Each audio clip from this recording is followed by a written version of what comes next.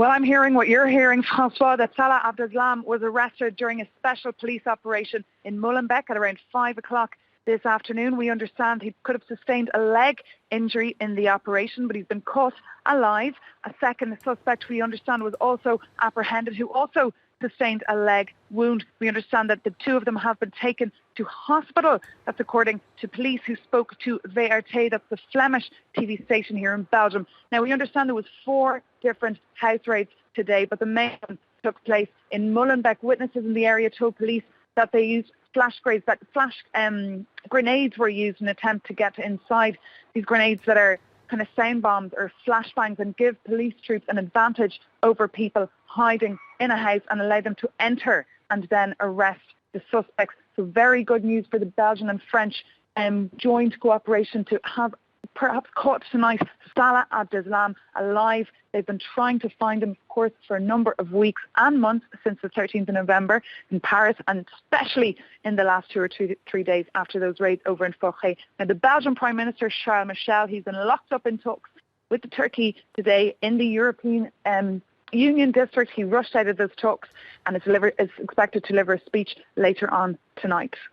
Expected to deliver a speech, Maeve, on Tuesday. That joint Franco-Belgian operation caught off guard when there was shooting in that apartment in the Forêt district. Today, from what you're saying, they left nothing to chance. You were telling us earlier that you could see helicopters and hear sirens.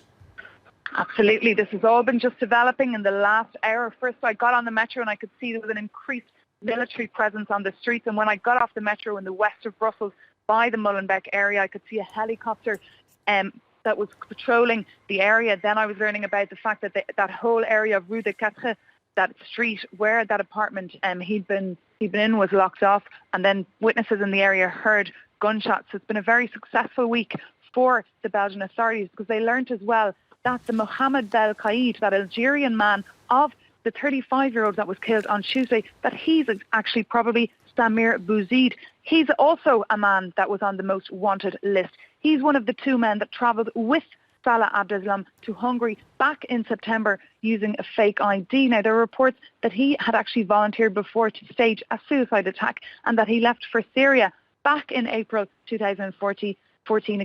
That's just 1 month after he committed a theft here in Belgium. All right, so 2 arrests, including Salah Abdeslam. Is it still an ongoing siege as we speak? No, the operation seems to have actually stopped for the moment, and the area has come a bit quieter. As you can imagine, there's a massive media presence now coming upon the area, and everyone's looking for more details on this capture of what is, of course, public enemy number 1, or the most wanted man in Europe, Salah Abdeslam, the man who Europol back in January put on the first as the most wanted criminals out of 57 individuals in Europe. He is, of course, the Belgian-born Moroccan Frenchman who rented a car and used it to drive attackers to the Bataclan Theatre on that 13th of November, that Friday night in Paris, where so many people lost their lives. A bit of justice, perhaps, for the victims tonight, that he has been captured alive. Captured alive, along with 1 other suspect. There were just one final word from you, Maeve. There were confusing, contradictory reports earlier about people possibly killed. Any more on other possible suspects? You say there were raids on 4 different places. It's too early to say, Francois. This is literally all coming to us in the last half an hour. We know that raids have been ongoing, though, since Tuesday, and the police, along with the French counterparts, have been working on this 24/7. It's likely the federal prosecutor, who's been sending out press statements all through the day, will be keeping us up to date as the night goes on. And, of course, Charles Michel when he speaks to the press this evening.